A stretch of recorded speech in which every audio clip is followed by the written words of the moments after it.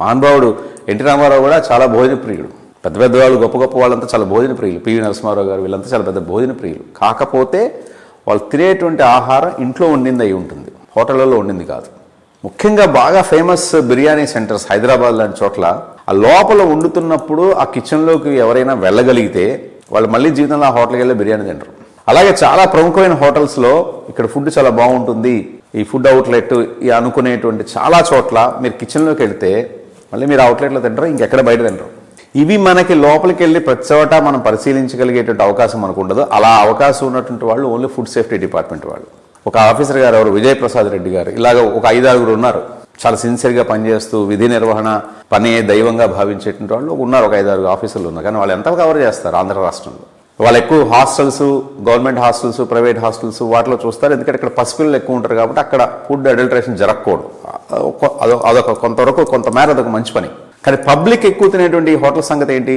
ఒక విజయవాడ, ఒక గుంటూరు, ఒక నెల్లూరు, తిరుపతి, రాజమండ్రి, అమలాపురం, కాకినాడ, విశాఖపట్నం, రాయలసీమలో తీసుకుంటే కర్నూలు, కడప, అనంతపురం, ఏ ఊళ్ళో వెళ్ళండి, ఏ ఊళ్ళని తీసుకోండి, బేసిక్గా అక్కడ వంట చేయాలంటే నీళ్లు కావాలి.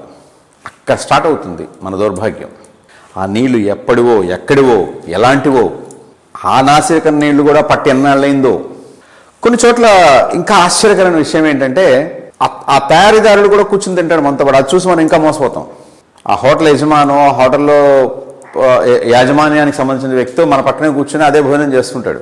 సో మనం అనుకుంటాం సో ఇతనే చేస్తున్నాడు కాబట్టి అని. అతను కూడా మనలాగానే జీవచాపల్యం కలిగిన వాడే ఉండొచ్చు.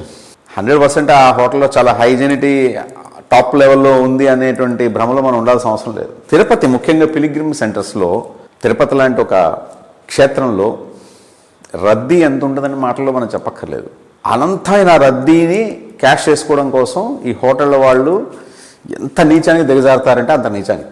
ఆ ప్లేట్లు కానీ, ఆ స్పూన్లు కానీ, ఆ ఐటమ్స్ కానీ, ఇంకా రద్దీ ఎక్కువగా ఉండే హోటల్లో అయితే కనుక అసలు అది ఆ ప్యాకింగ్ కానీ, ఆ చట్నీలు కానీ, భగవంతుడా తిండి లేకపోయినా పర్వాలేదు 3 రోజుల పాటు నేను గాలో నీళ్ళు పీల్చుకుని లేకపోతే పళ్ళు తిని నా కడుపు నింపుకోగలుగుతాను అనుకునేటువంటి పరిస్థితులు ఉంటాయి. కానీ జిహ్వచాపల్యం, ఆకలి psychological feeling. For that matter everything is psychological feeling. So food కోసం మనం ఇంత వెంపర్లాడడం, ఈ ఫుడ్ కోసం ఎక్కడ పడితే అక్కడ తినటం, లేనిపోని రోగాలు తెచ్చుకోవడం మనకి తెలియట్లేదు. బాడీ పాయిజన్ అవుతుందనే విషయం మనకు తెలియట్లేదు. నరాలు చచ్చిపడిపోవటం, కళ్ళు కనిపించకపోవడం, తల లాగేయడం, కాళ్ళు లాగేయడం, ఇడిదిగితే నొప్పి, అడిదిగితే నొప్పి, పట్టుమని 10 అడుగులు వేయలేకపోవడం, 1 కిలోమీటర్ నడవలేకపోవడం, గుళ్ళో 108 ప్రదక్షిణాలు చేయలేకపోవడం, ఇవన్నిటికీ కారణం ఈ ఫుడ్డే.